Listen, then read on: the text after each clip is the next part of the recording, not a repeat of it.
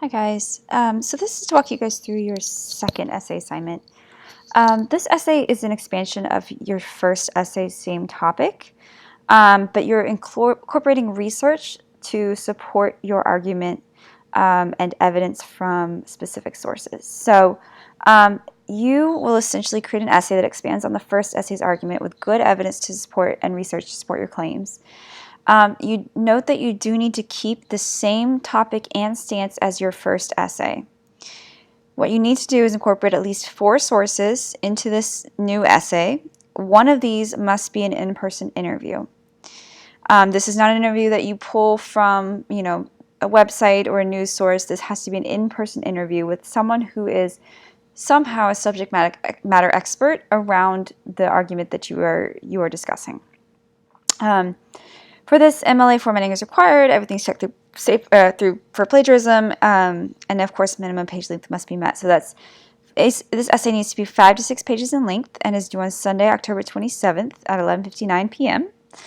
That means, of course, to the bottom of the 5th page at minimum.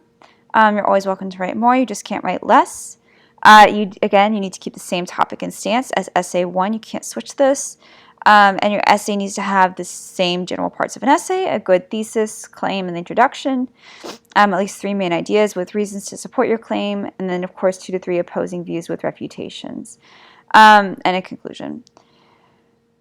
It is important that you understand that this is a net new piece of content. This is not something that you simply copy and paste your first essay and then add 2 pages. I want to see that there's concrete change within the structure of the essay from essay number 1 to number 2. Remember, in your syllabus, it says that you're not allowed to recycle previous work from this course or any other. That's a form of plagiarism. That applies here. So I don't want to see the same essay just with a few new points or a few pieces of evidence. I want this to be a substantially new piece of argumentation.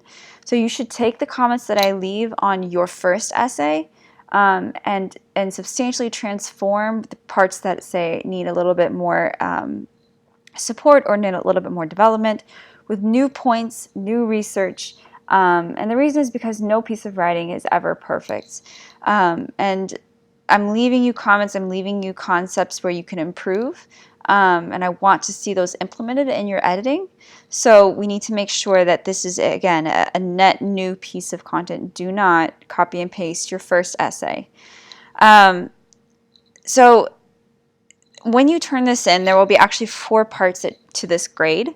You'll do a pre-research activity. This is going to be turned in week 7, so you don't need to include it in the final submission.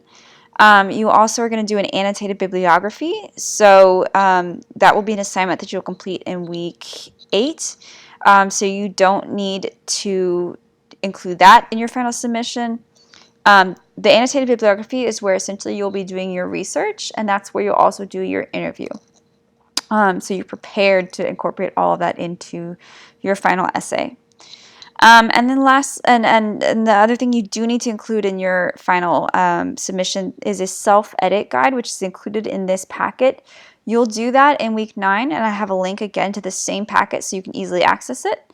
But basically, it is a Word document, and you will simply fill it in, and it looks like this. You'll simply fill it in and make sure that you're editing appropriately where you need to. And then, of course, your final draft of your essay, you're going to submit a clean final draft with a bibliography, a regular bibliography. You'll see what an annotated bibliography is. It's a much more extensive bibliography where you actually have to write about a paragraph per source. For your final essay, I just want you to submit a regular old bibliography with just the citations. So I've included some helpful documents here if you need them. This is a basic annotated bib guide, so it shows you an example of what the parts of an annotated bib are. It shows you how to format one. I've given you, of course, the self-edit guide that you're going to complete.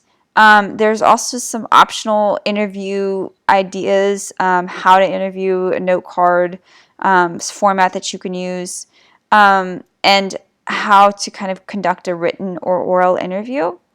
If you have any questions about this, let me know. Everything's going to be guided as you work.